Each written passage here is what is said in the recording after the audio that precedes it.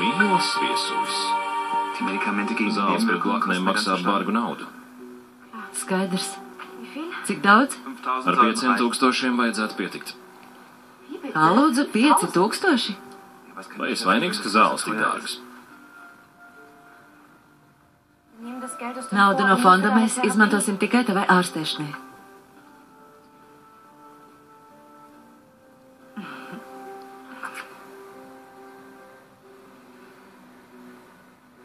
Pieci tūkstoši? Man arī tikai čeks viens šķiet pietiekami šiks. Tu būsi vienīgais mantinieks savu tēvu brūzim. Ja piekritīsies, to atpirkšu no tevis par to naudu, un viss kārtībā. Bet tā viena nauda ir nelegāla nauda. Tad ej un nosūdz man, Dievs žēlīgais. Man vēl jājūtas vainīgam, ka esmu atklājis krāpšanos. Lūdzu, Simon, atliekam šo lietu uz vēlāk, pēc piemiņas svinībām. Revanšu nevienam nevar aizliegt. Es novākšu šķīvjus, un tu gatavojies desertam. Vai drīkstu izmantot jūsu vānas istabu? Protams, man vajadzēs vēl kādu brītiņu. Esmu gatavs.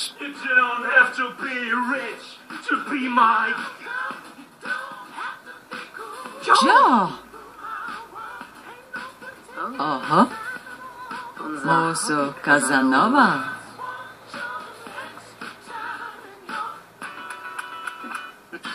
Sveiki! Es arī sēroju par brāli un brāļveitu, kas man bija ļoti dārga. Tad kāpēc tik ātri padodaties?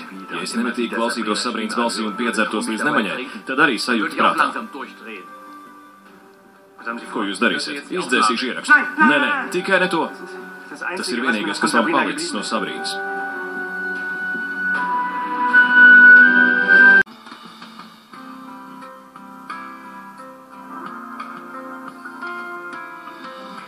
Dženifera Nevrukla, Jans Hartmanis, Dirks Galuba, Dīdriks Adams, Mona Zēfrīda, Antje Hāgena, Zepšauers, Nadīne Varmota, Kais Albrechts, Eriks Altenkovs, Johims Lečs, Melānija Vīgmane, Kristīne Baloga, Florians Štadlers, seriālā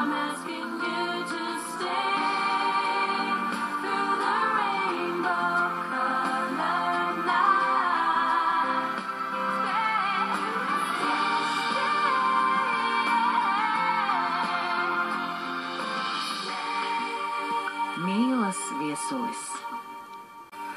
Lūdzu, Zalfeld kungs, es savākšos tiešām. Var redzēt? Sabrīnas balss man ļoti nomierina. Jūs tikai mānāt sevi, bet lūdzu, jūs esat pieaudzis cilvēks. Piedodiet, ko pirmīt pateicu par jums un jūsu brāli. Tas bija nepieklājīgi. Šis ir grūts laiks, Heinemeņa kungs, mums visiem. Tāpēc, lūdzu, sakodiet zobus un saņemieties.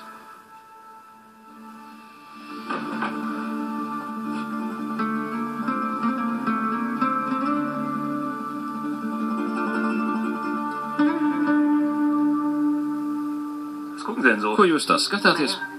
Tā kā viens jūsu neveiklais pieciršanas mēģinājums izgāzās un arī šis numurs nenostrādāja, es degu nepacietībā redzēt, kas būs nākamais.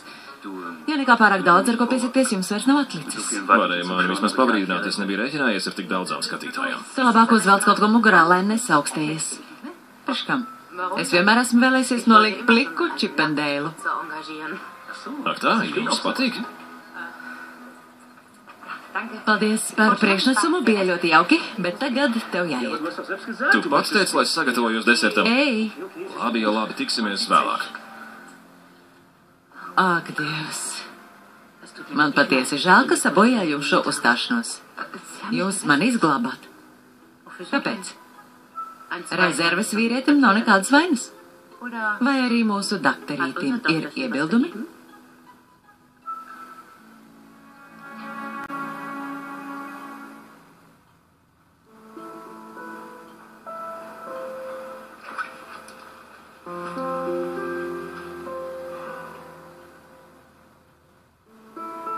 Labdien, Zombīklers kundze. Heinemeņa kungs, kā jums iet? Mēs ļoti raizējāmies. Nevēlaties tasīt tējas? Piedodiet, ka vakar tā aizskrēju. Man vajadzēja jums piezvanīt. Šī ziņa jums bija smags trieciens. Viņu vienkārši vairs nemeklē. Vai nakti pavadījāt mājās? Es paņēmu dažas tīras drēbes. Es nezinu. Nezinu, kā lai to pārciešu. Heinemē kungs, ar katru dienu kļūst vieglāk, ticiet man. Es gribēju būt laimīgs ar Sabrīnu un novecot kopā. Tāpat kā jūs ar savu vīru.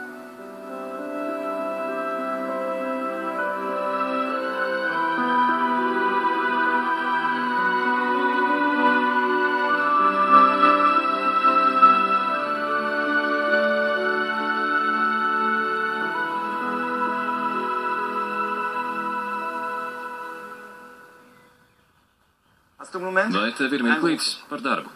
Es izpētīju mūsu ēdienkarti. Nav nekā labāk, ko darīt. Daži ēdieni šķiet, kā lai pasaka, izgājuši no modes. Piemēram, sarkano bietīšu karpačio ar trifeļeļu vai kazas sieras, manuprāt, jau sen noiets etaps. Jā, vecas un ierastas lietas jāmet prom un jāmeklē kas jauns. Kam tad mums ir inovatīvais pavārs tieši no Barcelonas? Mums?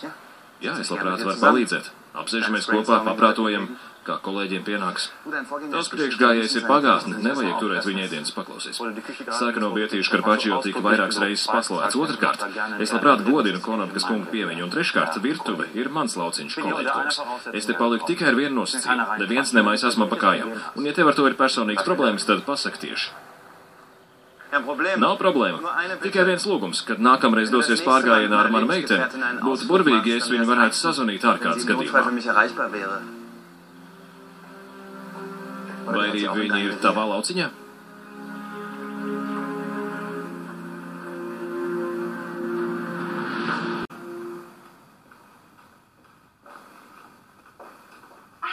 Mihēl, tieši laikā. Es mums rezervēju tenis laukumu. Man nav laika, jāiet vizītēs. Ne jau tagad, bet pēcpusdienā. Tu taču vēlies dot kārtīgu pretsparu savai godkārīgai draudzenītei un viņas lecīgiem profiņam. Tiekamies vēlāk treniņā, ja? Kas noticis? Pazīstu šo sejas izteiksmi. Tevi kaut kas aizkaitinājis. Privāti vai darbā? Rozālija, lūdzu, es... Tomēr privāti. Džo Mellera dēļ, kurš tik cītīgi lēns tavu draudzeni? Varbūt, ka es domāju par Andrē. Izdzīvojušo meklēšana ir pārtraukta. Tad jau viņš laikam tiešām neatgriezīsies. Bet, Mihēl, ja tas būtu Andrē dēļ, tad tu man to būtu uzreiz pateicis. Pat, ja man tas Mellers nepatīk, Rozālija, tev jau nu noteikti nežēlošos. Kāpēc? Mēs taču esam draugi. Rozālija vismaz nemāni pati sevi. Man pie tevis nav nekādu cerību. Beidzot esmu sapratusi godvārds. Labi.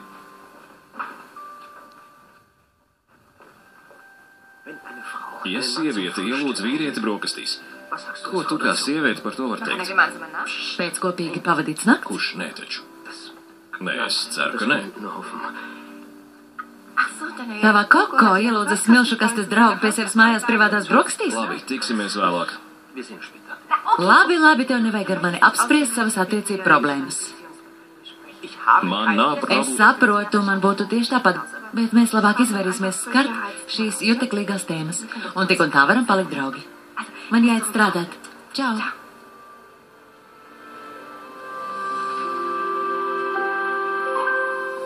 Varbūt man nevajadzēja Džo ielūgt.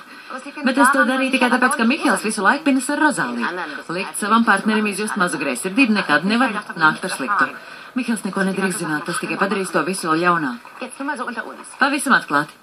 Vai tas neona apakšbikšeles spēja jūs uzbudināt? Nē. Man viņa izgājiens šķita tikpat nepatīkams un smieklīgs kā jums. Nu tik briesmīgs slikts mūsu fiksēs striperis arī nemaz nebija. Ko viņš ir izdomājis? Vai es viņu pamudināju? Tu taču gribēji desertu. Jā, to var ātri pārprast. Kur palikusi jūsu sievietes solidaritāte? Es tikai cenšos iesties Meller kungādā. Kā jūs spēlēties ar viņa jūtām, Šveicers kundze? Ja neliksieties mierā, tad es uzrīdīšu jums mūsu misteru universu.